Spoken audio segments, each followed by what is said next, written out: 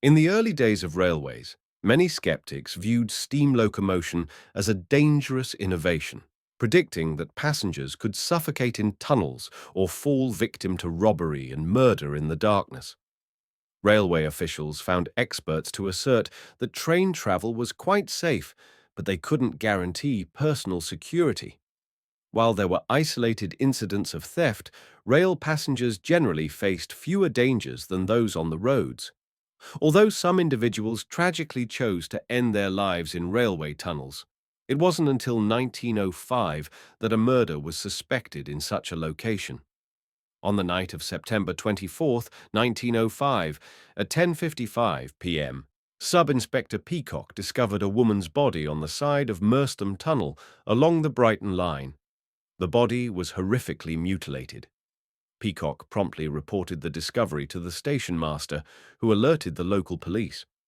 3 constables arrived with a stretcher, and the body was taken to the Feathers Hotel for an inquest. There were no identifying documents on the body, and notably, she had neither money nor a railway ticket. No reports indicated that train doors had been found open after passing through the tunnel, and early inquiries suggested no unusual incidents on the trains. Initially, it was believed the woman might have entered the tunnel to commit suicide. However, a preliminary examination revealed a scarf had been forced down her throat, and marks on the tunnel wall added a troubling dimension to the case. A description of the deceased was circulated, leading to the identification of the body by a young man named Robert Money as his sister, Mary Money. Mary had previously worked alongside her brother Robert, a dairy farmer in Kingston-upon-Thames, where the rest of their family lived. However, 15 months earlier, she left Kingston to take a job at Mr. Bridger's dairy in Lavender Hill, a position that Robert had arranged for her. When Robert identified his sister's body, he found it difficult to do so. He informed the police that she was not the type to commit suicide and had no boyfriends or engagement plans. Mr. Bridger could only confirm Mary's identity thanks to the 245 printed on her undergarments, a number associated with his shop, which the laundress used to differentiate Mary's clothes from those of the Bridger family. Interestingly, Robert was also aware of this laundry mark, which seems like an unusually intimate detail for a brother to know. The railway authorities initially believed that Mary had walked into the tunnel to take her own life. However, the police disagreed, firmly convinced from the start that she had been murdered. They considered 3 scenarios: that Mary was attacked on a train, gagged, and then thrown off, that she had jumped from the train in a suicide attempt, or that she had intentionally walked into the tunnel and was struck by a train. Upon examining her remains, the coroner determined that she had been the victim of a brutal murder. Mary was physically strong and had evidently fought back. There were finger marks on her right arm and a slight abrasion on her mouth. Additionally, about a foot of her veil had been rolled into a ball and shoved into her mouth, which made the suicide theory far less plausible. Mary worked at a dairy run by the Bridger family on Lavender Hill in Clapham, South London, and was on duty that Sunday. After dinner with the Bridgers, she told her co-worker, Emma Hone, that she was going for a walk around 7 p.m. and preferred to go alone. However, she didn't plan to return to work. Instead, she headed to Clapham Junction Station, bought a chocolate from a sweet shop, and told the owner she was taking a train to Victoria Station, which was not true. In reality, she either went to Charing Cross to catch the 9:33 p.m. train to Reading, or went to London Bridge for a train to Brighton. One of these trains passed through Merstham Tunnel when she died. Emma Hone lived with Mary and knew she had no boyfriends. Robert also confirmed there were no romantic interests. However, it turned out Mary had several admirers, and one even told the police they were engaged. A witness reported seeing Mary with a man in a first-class railway carriage heading south. This was a signalman at Purley Oaks who thought they were being affectionate.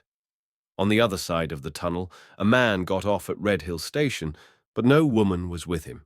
The man, described as wearing a hat and moustache, could have been any gentleman, so this evidence was weak.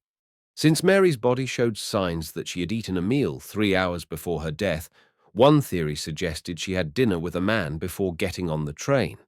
However, this timeline could also match her last meal with the Bridger family before her walk. The police searched for signs of robbery in Mary's case. Her purse, money, and railway ticket were missing, yet she still wore jewelry, including a gold necklace and a locket adorned with sapphires and diamonds, as well as another locket with pearls. Regarding the possibility of an attack, potentially sexual, before her death, her clothing was torn in several places. The police found it challenging to determine how much damage was inflicted by her assailant and how much was caused by the movement of the train. The train authority cited the absence of a railway ticket as evidence that she never purchased one, and they also ruled out the possibility of her falling or jumping from a train. They concluded that Mary had walked into the tunnel to commit suicide. However, the police and her brother, Robert, rejected this theory, insisting that it was a murder case. For years, Robert conducted his own investigation into his sister's death, gathering evidence to support the murder claim. His amateur sleuthing annoyed Scotland Yard and led some to speculate that he might have been the actual perpetrator.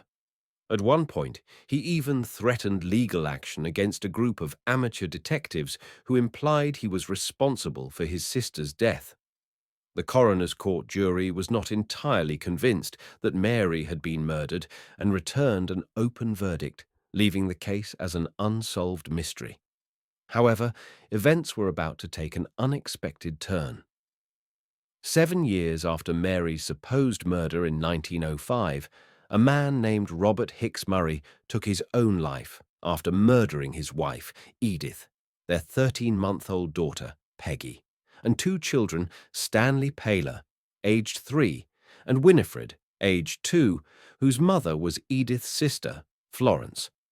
Robert shot Florence twice, but she survived. Now take a deep breath. Things are about to get complicated. Robert Hicks Murray was actually Robert Money, who had bigamously married both Edith and her sister Florence under a false identity. He first killed Edith and Peggy, then waited for Florence and her children to arrive. After shooting Florence and killing her children, he set fire to the house and took his own life. Strangely, the sisters were unaware that he was married to both of them and had children with each. Interpret that as you will. After Robert Money was revealed to be a murderer and bigamist, journalists revisited the death of his sister, Mary. They wanted to understand more about her case and why Robert was so adamant that she had been murdered. One perspective suggested that Robert insisted on the murder theory because Mary had actually taken her own life. The signs of a struggle might not have meant anything significant. Rather, Mary had deliberately walked into the tunnel and been struck by a train. But what drove her to that decision? One possible motive was that Mary had been stealing money from her employer, the Bridgers, to support her gambling addiction and had lost all of it. To protect her reputation and maintain the story that she was murdered, Robert destroyed evidence, including betting slips, and repeatedly claimed she had been killed. Mr. Bridger, noticing that the money Mary received at the counter wasn't making it into the till, decided to move her to a different job. Around the same time, Mary started telling her friends that she was engaged to Bridger's son, Arthur, and that they would soon be married. However, this claim turned out to be false. The Money family had been relatively well off and owned several properties, and both siblings were intelligent and resourceful. However, they seemed to spend their money quickly. Robert's violent actions coincided with a decline in his finances, and it's possible that Mary took her own life when her theft related to gambling was on the verge of being discovered. Okay, let's say Mary's death was a suicide. What about Lily Roched? She was found murdered in the Crick Tunnel on the London and North Western Railway, about 85 miles away from where Mary died. Her body was discovered in the middle of the tunnel by a foreman at 5:20 p.m. on Thursday. He and another man had been asked to search the area after an inspector found a second-class compartment door open, with a box and a small black bag next to a newspaper inside. During her inquest, a juror asked if it would have been possible for her murderer to get off the train at Rugby without being seen, and the answer was yes. The station master in Northampton noted that when the train left, all the doors were closed. Some newspapers believed that the situation ruled out the possibility of suicide or accident, suggesting instead that she had either been thrown from the train or jumped out in fear of an intruder. Detectives reported that there was no known motive for suicide. 3 pieces of jewelry that Lily Roched was wearing when she left home in Dinar were missing when she was found. These included a bracelet and a small silver medal on a long gold chain. Other items she had with her were a gold watch and chain, a gold chain with a crucifix, a ring, a purse containing £1 10 shillings in gold, 9 shillings 10 pence in silver, some copper coins, 2 French coins, a bunch of keys, and her railway tickets. During the inquest, her father mentioned she had left wearing a fur coat, although he wasn't completely sure, and the coroner said this couldn't be used as evidence. It was also noted that her hat was found near the entrance to the tunnel, about 30 yards away from her body, which was located 200 yards further into the tunnel. Police stated it was unlikely the carriage door had been opened by accident. They explained that the door could be opened from inside without needing to open the window, and the door opposite was shut but not locked. The coroner was told that if Lily had opened the door herself, she would have had a hard time closing it and might have been pulled out while trying. There were other strange aspects to the case, such as the cab driver who took her from Waterloo Station to Euston not being found, and a woman, believed to be French, who had a long conversation with her at Euston not coming forward. No one could confirm whether Lily was alone in her carriage when she left Euston. Detectives thought her killer might have been hiding under the seat or got on the train at one of the 3 stops between Euston and Rugby. A lady travelling in the carriage next to Lily had heard a scream just before the train entered the tunnel. It was believed that her murderer approached her as they were entering the tunnel, which caused her to scream before the attack. At Euston Station, she sent a telegram at 12:25 p.m., mistakenly recorded as 12:20 p.m., stating her intention to take the 2:45 p.m. train.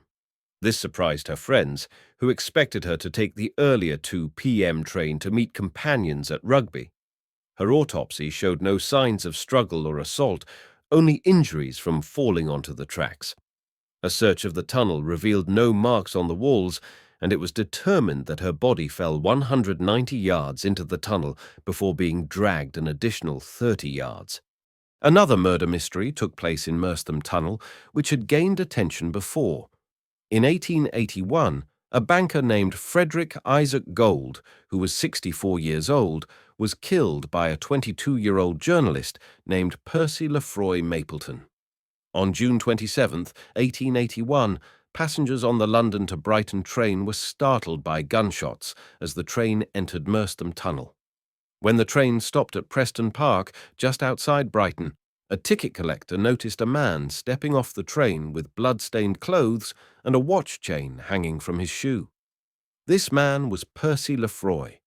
When questioned, he claimed he had been in a compartment with 3 other passengers. He said that someone had knocked him unconscious as the train entered the tunnel, and when he regained consciousness, the compartment was empty. The police searched the area near the tracks and found the body of Isaac Frederick Gold, a retired coin dealer, near the entrance to Balcombe Tunnel. He had been both stabbed and shot. Gold had boarded the train at London Bridge Station on his way home to Brighton. While searching Percy Lefroy, officers discovered some German coins in his pocket that matched the type of gold traded in. Percy Lefroy, whose real name was Percy Mapleton, was arrested. He was taken back to his lodgings in Croydon, accompanied by a policeman. When given the chance to enter his house alone while the officer waited outside, Lefroy tried to escape through the back. However, he made a mistake by sending a telegram to his employer asking for his wages. The employer informed the police, who were then able to track him down. Lefroy was arrested again and appeared at Maidstone Assizes in November 1881. He was tried, convicted of murder, and sentenced to death.